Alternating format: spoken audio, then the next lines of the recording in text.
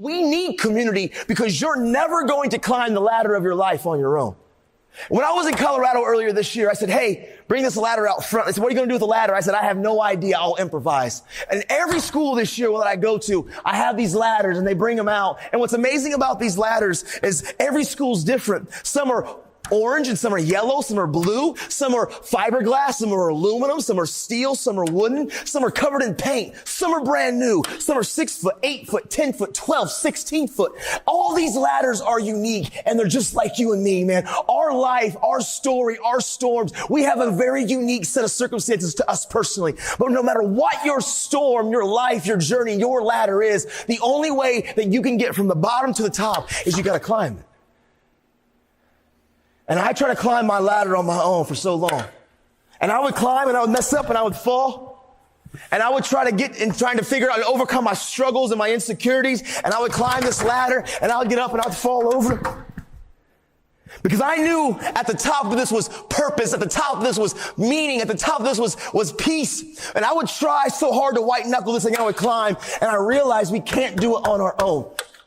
Because valuing people is important. And I now live a life of horizontal and vertical relationships. And what I mean by that, I have to understand taking off my mask and living in community is so important because we are better together. And when I started having horizontal relationships, peer to peer, people who understood me, people who relate to me, people who get where I come from, when I leaned on them and allowed us to know that we're not an island, I won't see my blind spots. Horizontal relationships. But also the verticals, the mentors, the coaches, the teachers, the people who have been battle tested. It's like when you wear a seatbelt. You put a seatbelt on. And many a times when we put the seatbelt on, when we were kids, what did we do? We took the chest strap and we put it behind our back. And I realized that, yep, even on the lap belt, that horizontal relationship, it'll keep me kind of safe if there's an accident. But if I'm not wearing the seatbelt appropriately or the way I'm supposed to, it's not the most effective tool to get me safely from point A to point B. Because if I'm in an accident and I'm only using a horizontal relationship, just my peers, and not using the whole structure of the vertical strap, the mentors, the coaches, there's still going to be whiplash. There's still going to be head trauma. And as I began to climb my ladder, and I tried to do it on my own, man, with all my suicidal thoughts, and I would fall, and all my self-harming and my insecurities and my anger and my rage, and I would fall, and I started getting involved with the drugs and the alcohol, and I would fall because I was so isolated. I had been traumatized, abuses had happened. I want to belong, but I wore the mask, so I tried to do it on my own, and I could never get there. But when I started being transparent, and I took off my mask, and I started letting my friends in my life, as I could climb and I fall, you could catch me. And you can't climb my ladder. But at the end of the day, as you guys start to stabilize the base of my ladder, and you guys can start to give me a good place of center, even though I'm making mistakes, I'm not doing it alone. Even though I have a lot of character issues that I'm working on, you help see my blind spots, and I'm able to begin to finally progress. But honestly, I get to a place that you guys have never been either. My peers, that horizontal relationships, the lab, but it's important. But eventually, as my friends, as my tight-knit circle, I'm going to get to height that you've never been either, because as we grow as a society, there are men and women, those mentors, those coaches, those people who have lived life that we need to speak into our lives. It's also about vertical relationships.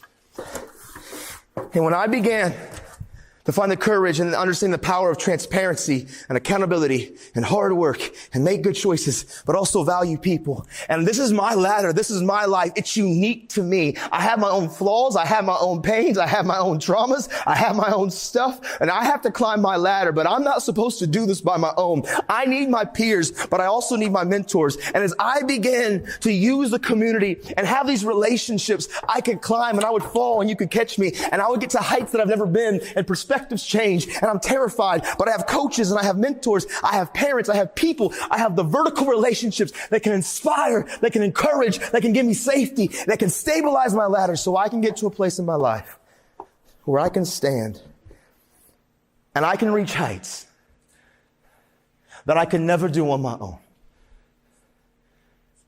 And for so long, I neglected the power of community. And for so long, I neglected how we're better together. And for so long, I thought that I had to isolate. And I fell off my ladder. And I never got to my purpose. And yep, listen, y'all. Transparency, accountability, and valuing people. Community is important. But you also have to hard work. and make good choices. Hard work, make good choices. You have to climb your ladder, but you don't do it by yourself. I've learned, y'all, we are better together.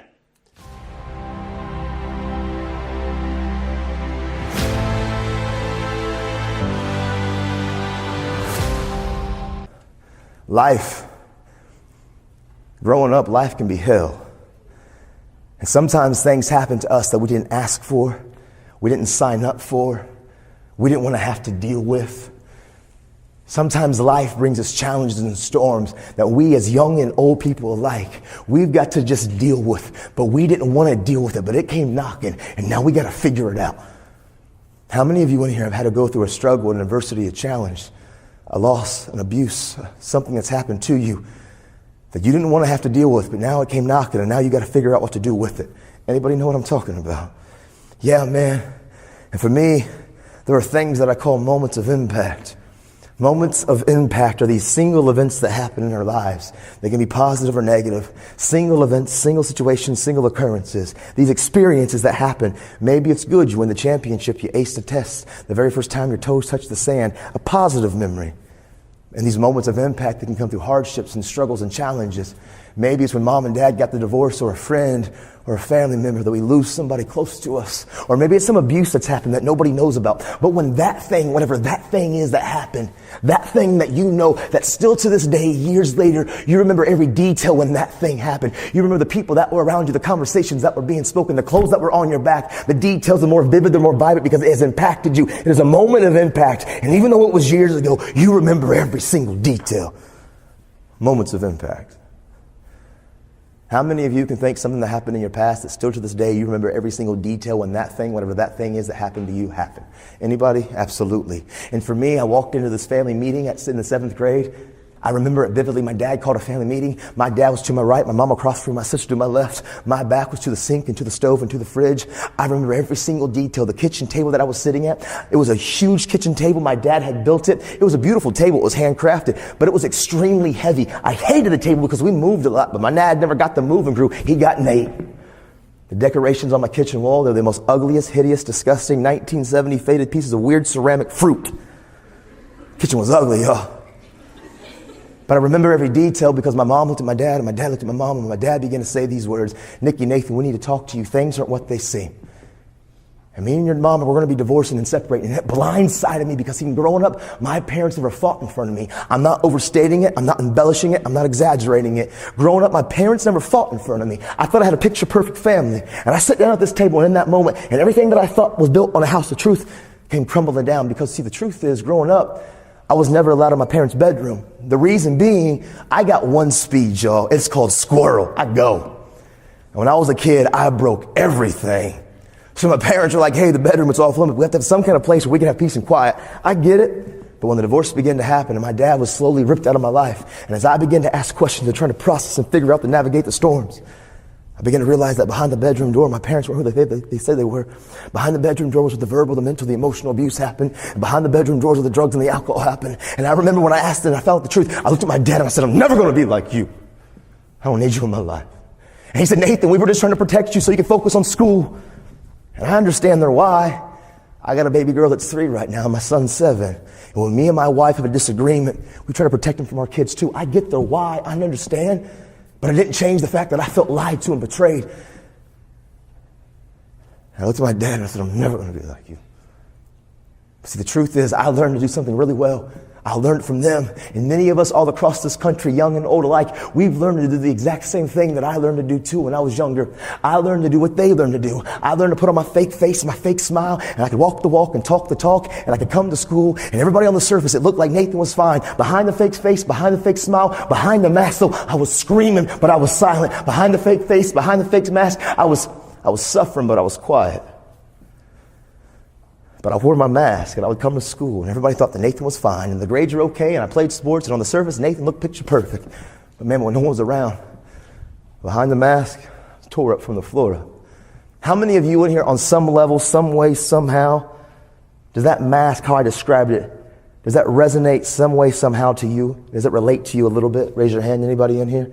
Yeah, see, for me, If I could take a picture, and the picture that I took, if I could put this picture in every single one of your laps, and the picture that I took would be a description of my life, the picture that I would put in your laps, it would be a picture of me sitting on the beach with the most white, pristine sand, and the ocean waters would be crystal clear and aqua blue. The sunset would be yellow and orange. The picture would look picture perfect, but below the ocean waters was darkness and depths and predators and prey, and I was screaming, but I was silent.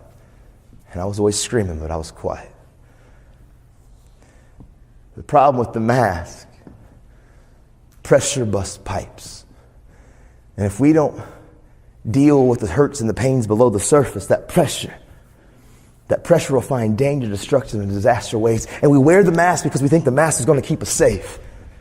But the mask that we wear, honestly, I've learned the hard way, the very thing that I thought was going to keep me safe from all of you, it was the very thing that could hold me hostage.